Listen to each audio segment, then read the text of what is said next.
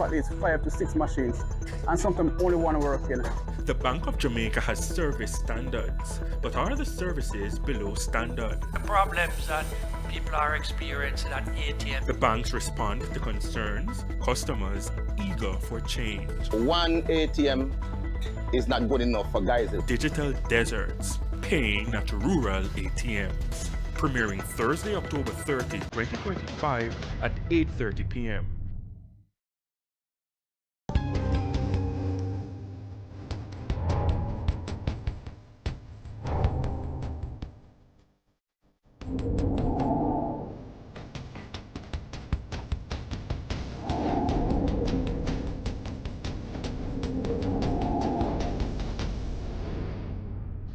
Welcome back to the Midday News. At least one family in Hanover will have to start over after total devastation from Hurricane Melissa. Kimberly Petty reports. I am in Phoenixtown, Hanover. Behind me, as you can see, is a house that would have collapsed. So TVJ News understands that there were 4 persons living in this, which was once a dwelling. 2 children, one 13 years old and the other just 1 year old. So looking at the equipment and all the things that would have been in this house, the furniture, I am seeing a television. There's a gas tank behind me. I have seen uniforms, books, and which is a clear indication that this family will need help starting over again. We spoke to the owner of this dwelling and she gave us further details as to what would have transpired. Disaster, house gone, fire gone, across the shop front. The house front on us again gone off. Where were you when the house collapsed? Now I'm building up there, sir. For my son. So that you were worried that it would collapse, so you would have evacuated and went to your son's house? Yes. Yeah, man. We know trying to move out, you know. So we have to move out. What you heard while Hurricane Melissa was making landfall yesterday? But I'm not going to make them the sound. I said no rain. I'm brave. Were you scared? Yeah. Everybody have been scared. So when you came out and saw that your house was flat, talk to me about yourself. You must feel it. Yeah, man, I feel it say gone, you know. Yeah, How man. many persons were living in the house? 3, 4. Any children? Yes. How many? 2.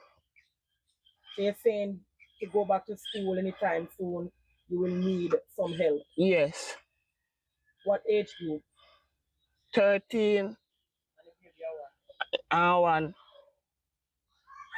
So come on, give me an appeal, you know, to the country, to the government. What do you want to take to start all over? One back money for people build back one house. Melissa really deal with the wicked and drastic around here, you know. You can see it. Road black, you can't even get to go where we go. Black in and out right now. In all its glory, here in Phoenixtown, Hanover. But the residents are not shining at all, as they are devastated by what would have transpired yesterday into last night. Many have lost their homes, many have lost their livelihood, and so they're looking at how they will pick up the pieces and continue with their lives. Reporting here in Phoenixtown, Hanover, I am Kimberly Petty for TVJ News. The government has given the all clear following the lifting of the tropical storm warning for Jamaica. Information Minister Dr. Dana Morris Dixon gave the update at the Office of Disaster Preparedness and Emergency Management (ODPEM) press briefing this morning. What that means is when we give an all clear, it means that our utility company should now commence restoration and recovery operations across the island. So crews from the JPS, NWC, NWA, our works agents, our water commission, and also our telecommunications companies and other critical service entities have now and will be advised to mobilize immediately to restore electricity, water, and communication networks. We're also asking and encouraging entities like our supermarkets, our wholesales, our gas stations, and pharmacies, particularly in those areas that have been less affected. We are asking you to open and allow communities to have access to these essential goods and services. And as always, we continue to ask and remind Jamaicans to exercise caution on the roads, especially where there are downed power lines. And Dr. Dixon provided an update on the power and water situation across the island. 77% of the country is without electricity. There is work that's going to be done to bring that up as quickly as we can, but that is a large number. The least affected areas of Jamaica have been St. Thomas, St. Catherine, and sections of Kingston and St. Andrew. Obviously, we know the most affected areas have been on the western side of the island. In terms of water, there were just a limited number of systems down last night, a little bit over 70, but we have about 700 water systems that were down.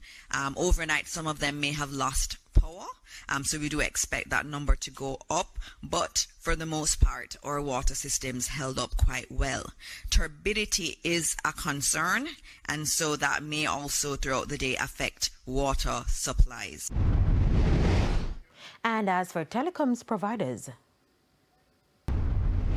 they are getting assistance from Starlink to use satellite technology to assist many of our individuals and our companies to get back online. I know so many people have said they cannot reach their families in Western Jamaica. That's because of damage to the telecoms infrastructure. As you would imagine, a Category 5 hurricane is catastrophic, and so it would have left significant damage, and so that's why we're not getting communication. I finally got some communication just now from some individuals in Montego Bay, so slowly we're getting some of our systems back up, and you should be able to reach your families, we're hoping, very soon. Principal Director of the Met Service, Evan Thompson, says although the weather system is no longer over the island, there could still be flash flooding in some areas. He was speaking at the Office of Disaster Preparedness and Emergency Management press briefing earlier. Last night at about 11 o'clock, we downgraded the hurricane warning for Jamaica and instead replaced it with a tropical storm warning that continued through the night as tropical storm conditions continued to be experienced across the country. And as we moved to this morning at 8 o'clock, we discontinued that tropical storm warning because we are no longer within the scope of tropical storm force winds that are associated with the system. So as it continues to move away from Jamaica, of course, we expect conditions to be.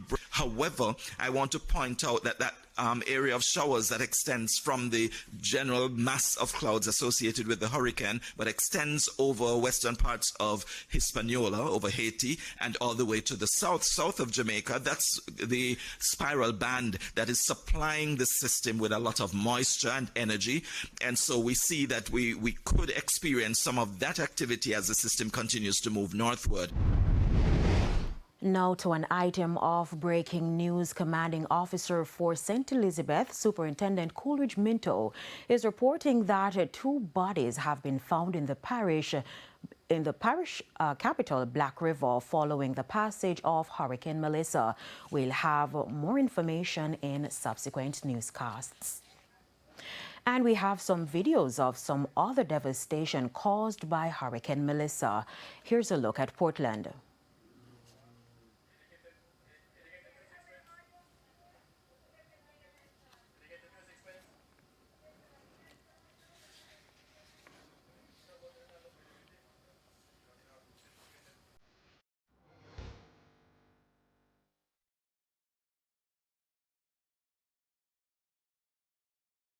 Now to Manchester.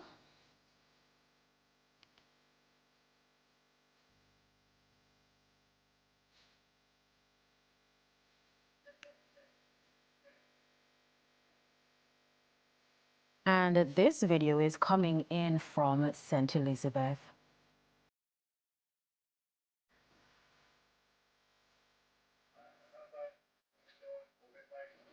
And we encourage you to continue to send those videos in to News in the Region.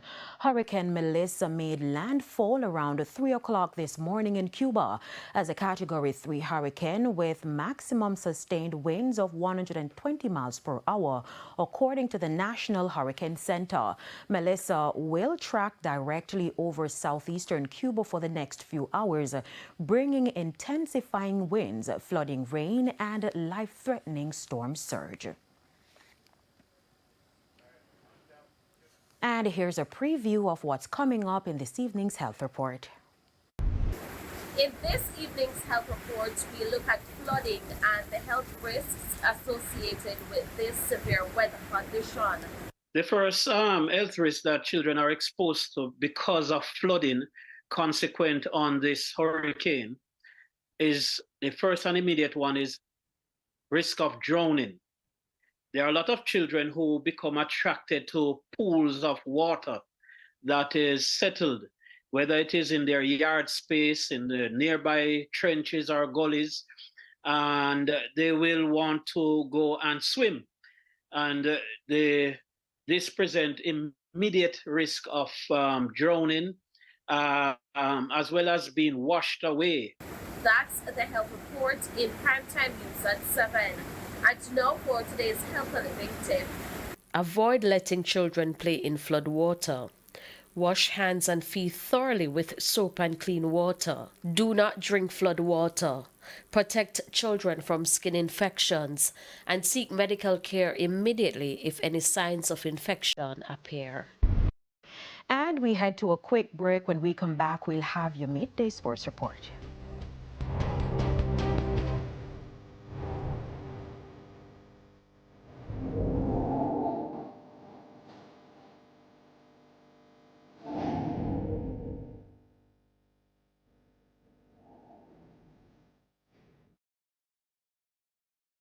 Change doesn't happen overnight. It takes vision, commitment, and courage to reform. So we created a number of executive agencies, which I believe, and I can say, having left this thing, was one of the most successful initiatives undertaken in the reform process.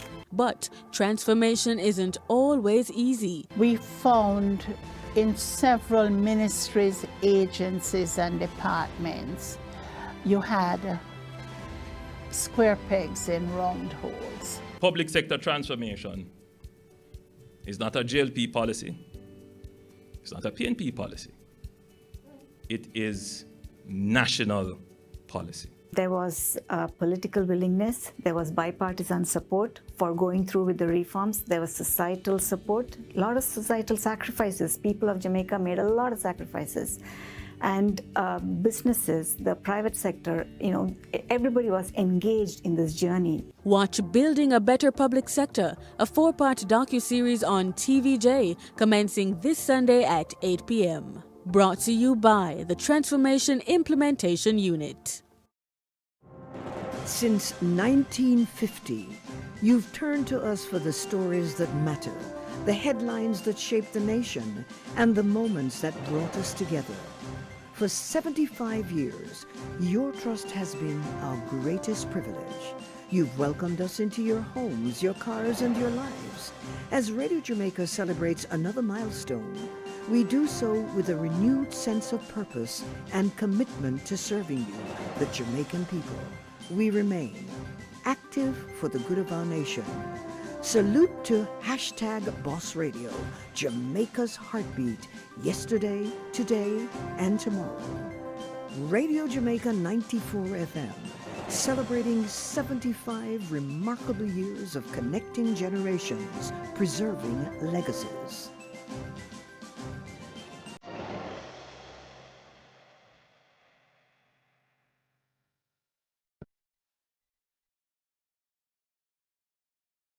Shareholders of Radio Jamaica Limited are advised that the company's annual general meeting will be held on Monday, November 10, 2025 at the AC Hotel in Kingston at 38 to 42 Lady Musgrave Road starting at 10 o'clock.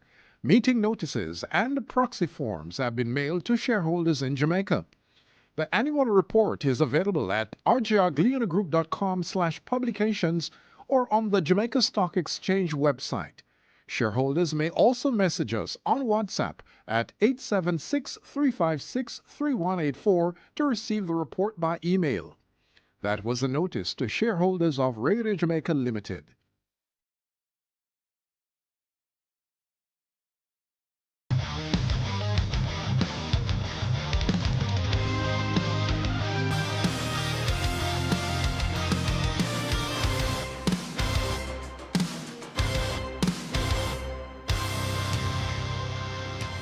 Welcome back. It's now time for Midday Sports.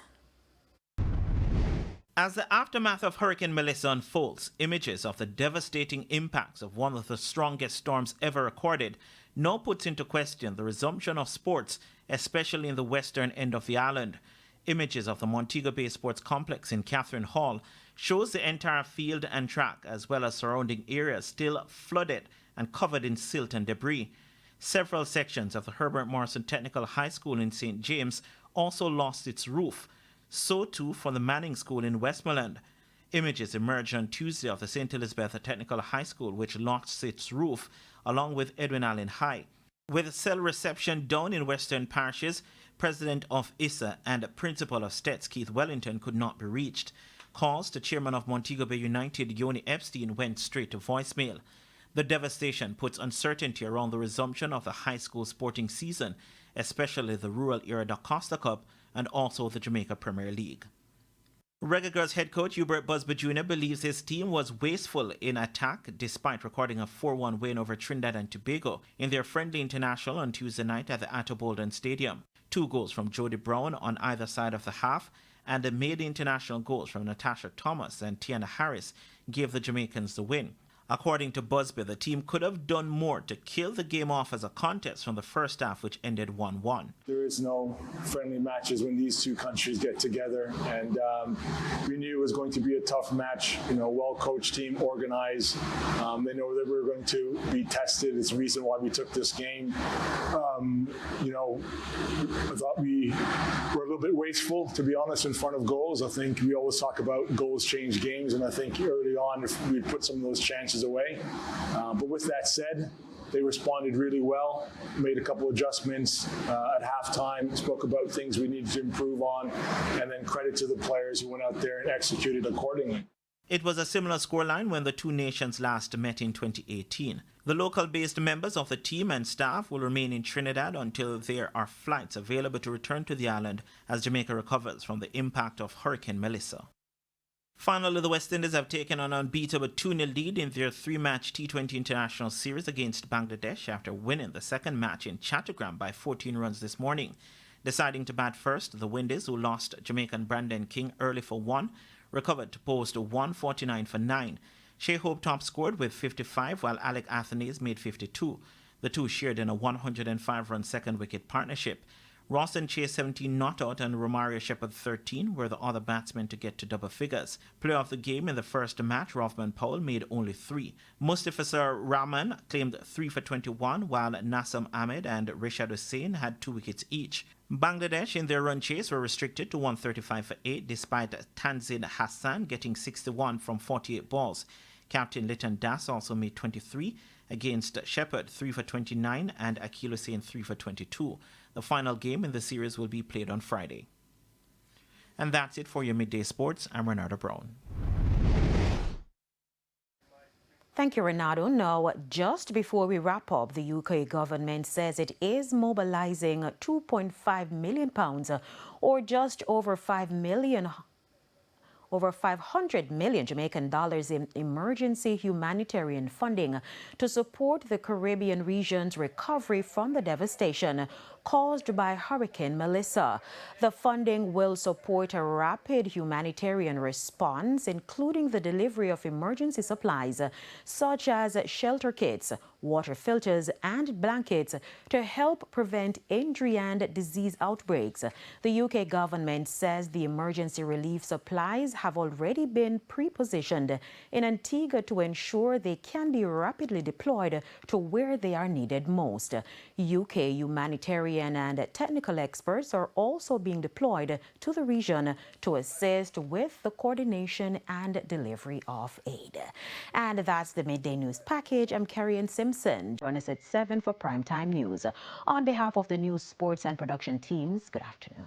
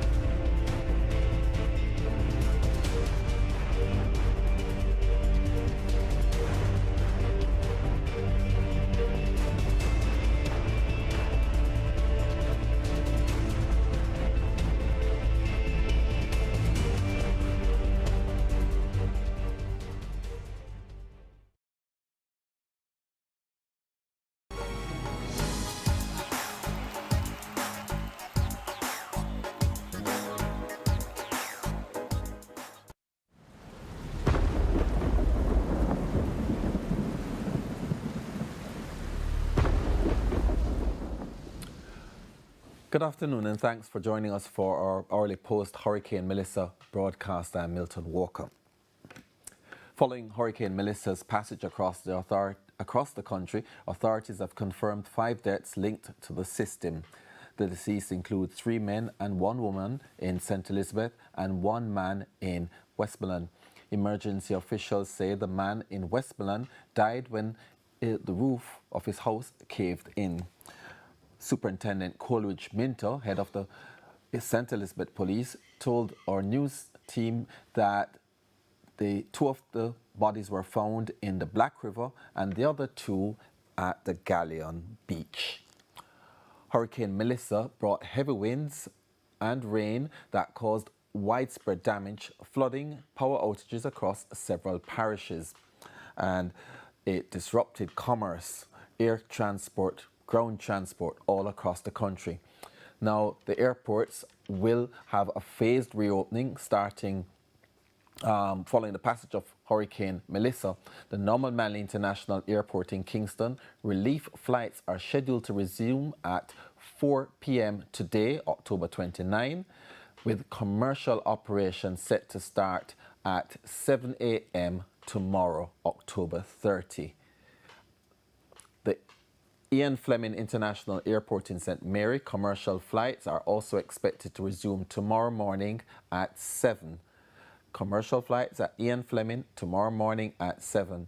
Meanwhile, the Sankster International Airport, our largest airport in Montego Bay, the relief flights will begin at 10 a.m. tomorrow, but officials say a decision on commercial flight resumption will be announced after assessments are completed. So that airport is not yet ready to accept commercial flights tomorrow, but relief flights will start tomorrow at the Sankster Airport at 10 a.m. St. Elizabeth is describing Hurricane Melissa as the worst storm Jamaica's ever seen. They say it has been hell to transport because of the impassable roads and damaged infrastructure. Many communities remain cut off as fallen trees and debris block major thoroughfares. So how far you try to reach this morning? Well, I was trying to go to Magati, but I was unable to pass the Lacovia Bridge. So I'm heading back to Santa Cruz. Yes, but I understand Magati is totally blocked by the river. Right, but I couldn't reach that far, so I turned back at the Lacovia Bridge. So how rough was it for you to reach there? Very, very rough between Santa Cruz and Lacovia. How have you seen it, sir? It is bad. This make Gilbert looks like child. It is bad. So you don't get to see the hospital damage as yet? No, I haven't been able to see the hospital damage. So you're feeling some way knowing that the hospital that you have just worked and have been damaged in that? Absolutely. Because when you do something, you'd hope not to do it again. And you know this is going to impact healthcare. Yeah. But we just have to do what we have to do. We have to seek alternate measures. So you have several floodings and things down the road. I can imagine middle quarters into Black River. I don't know, but I can just imagine. Meanwhile, some St. Elizabeth vendors are already counting their losses following the passage of Hurricane Melissa. Everything mash up us out. So you managed to reach here? I pull that since morning? No, for Sunday. For Sunday for reach us with it. I said everything mash up. So how will you bounce back at this one? How will you bounce back at this time? 10 years time. If I'm in Japan, 10 years time. Which part? Don't listen to flood? Yeah. At this market here, so everything, you must sell out everything. Cheap, he said cheap, but the dear. Cheap. Yes, sir. Hello, sir. Hello. Can I talk to you a minute? Brown man, can I talk to you a minute? No. Live and direct. Wait, live and direct. So how you see the hurricane here? How you see the hurricane? Hurricane tragic. Very tragic. One of my friends and the government me right now. I want some money. See, they look for me. All right. Yeah, man. You see you, man. So you say no. Devastating, Mr. Body. Devastating, brother. What you say? What you say, though? Devastating, man. How we going to manage when the country can come back to? I look for 10 years down the chain before we come back to real low. sorry for and you have mercy, God. I don't say embrace faith still, so I could see it about. But the devastating. Take up yourself, sir. So even a brand new market that they repair, tear gone. Up, man. Tear up. Gone. Tear up. Okay, that's some vendors there in Santa Cruz talking with our correspondent about the situation. It will take some time for the farmers to recover. You see the crops that they had, the lettuce, the thyme, and other produce which they had on sale. The man said they had reaped before the hurricane and they're just bringing it out now to sell.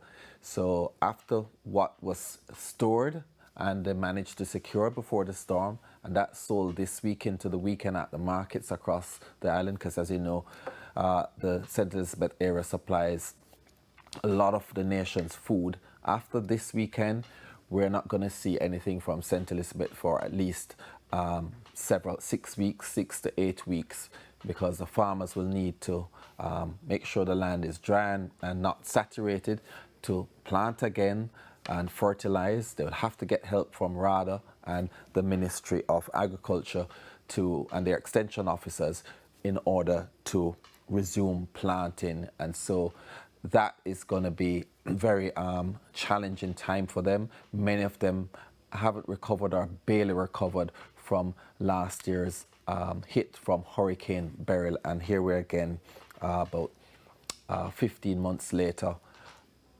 Hurricane Melissa devastating. And as one of the gentlemen said when they're talking about the roads, that he said this is worse than Hurricane Gilbert. Wildlife authorities are cautioning the public after crocodiles were spotted in at least 2 areas following Hurricane Melissa. One crocodile was seen on a main road, while another was reported to be seen in Greater Portmore, St. Catherine. It's a small one.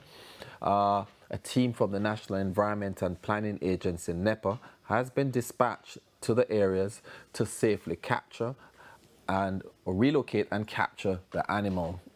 The sightings come as floodwaters continue to recede across parts of the island, forcing crocodiles out of their usual habitats and into residential and public spaces. So it's not just our lives that has been disrupted, but wildlife has been disrupted. So we have to be very careful. There's a lot of water, still water out there, and crocs do like still water, particularly when it's stagnant. And they're also now hunting for food because lots of stuff has been disrupted, washed away. You know, the previous habitat where their comfort zone has been shifted and disrupted. So they're on the move. And we have to be very careful for persons who live in areas where crocodiles are known to frequent, that we have to be very careful about them. Of course, hurricanes create a lot of garbage. The National Solid Waste Management Authority, the NSWMA, has officially launched its island-wide post-Melissa debris management program, and they're out today. So we just want to clear it as quickly as possible as part of our debris management program. We will be doing this all over Jamaica until we get all the fallen trees out the way so people can traverse freely. And as you will see, there are lots of trees that have been cut. The limbs have been put out there. They were cutting this tree on Constant Spring Road, right across from I think it's a Scotia Financial Centre on Constant Spring Road. And there are lots of trees that are down all across the country. The NSWMA, the Fire Brigade and other agencies, I think even the NWA, will be working to cut them, chop them up using power saws to clear roadways. And of course the NSWMA will have to cart them away. A lot of it will be left by the roadsides for some time because there's a huge amount of garbage that has been accumulated over the last few days as a result of the hurricane. There's some things that people did in preparation that cut stuff down and they just put it out, and the NSWMA had said they weren't able to collect all of it. And I know in some cases, a colleague told me that somebody put out old an old TV just before the storm, which was absolutely unacceptable because that could easily have become a missile for garbage collection. Now, we go to Hanover. At least one family in Hanover will have to start over after total devastation from Hurricane Melissa. Kimberly Petty reports. I am in Phoenix Town, Hanover. Behind me, as you can see, is a house that would have collapsed. So TVJ News understands that there were 4 persons living in this, which was once a dwelling. 2 children, one 13 years old and the other just 1 year old. So looking at the equipment and all the things that would have been in this house, the furniture, I am seeing a television. There's a gas tank behind me. I have seen uniforms, books, and which is a clear indication that this family will need help starting over again.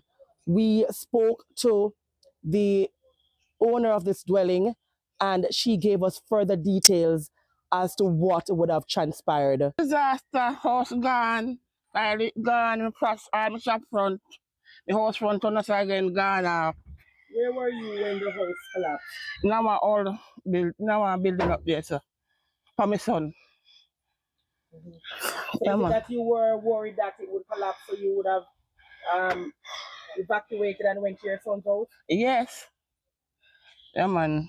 We know trying to move out, you know. So we have to move out. What you heard while Hurricane Melissa was making landfall yesterday? But I'm not going to make them the sound. I said no rain. I'm brave. Were you scared? Yeah. Everybody have is scared. So when you came out and saw that your house was flat, talk to me about yourself. You must feel it. Yeah, man, I feel it gone, you know. Yeah, How man. many persons were living in the house? 3, 4. Any children? Yes. How many? 2. So you're saying to go back to school anytime soon, you will need some help? Yes. What age group? 13 and 1. So give me an appeal, to the country, to the government. What do you want to take to start all over? Want back money to build back one house. Melissa really deal with the wicked and drastic around here, you know. You can see it. Road black, we can't even get to go where we go. Black in and out right now. In all its glory here in Phoenix Town, Hanover. But the residents are not shining at all as they are devastated by what would have transpired yesterday into last night. Many have lost their homes, many have lost their livelihood, and so they're looking at how they will pick up the pieces and continue with their lives. Reporting here in Phoenix Town, Hanover, I am Kimberly Petty for TVJ News. Okay, Kimberly Petty reporting there from Hanover for us. And Milton Walker will have another update at 5 o'clock at the top of the hour. So until then, goodbye.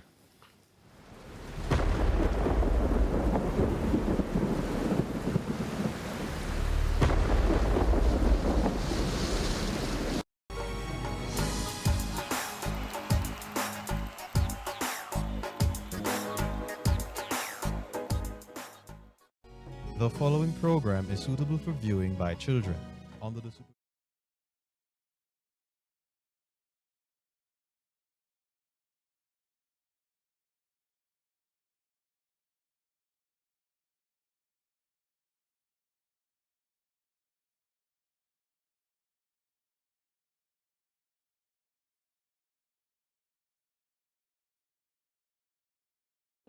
Destruction and despair as Hurricane Melissa ravages sections of Jamaica. Good evening and welcome to this special edition of Primetime News. I'm Janella Precious. We have island-wide coverage of Hurricane Melissa, plus the latest from the authorities. So please stay with us. The news in detail after this break.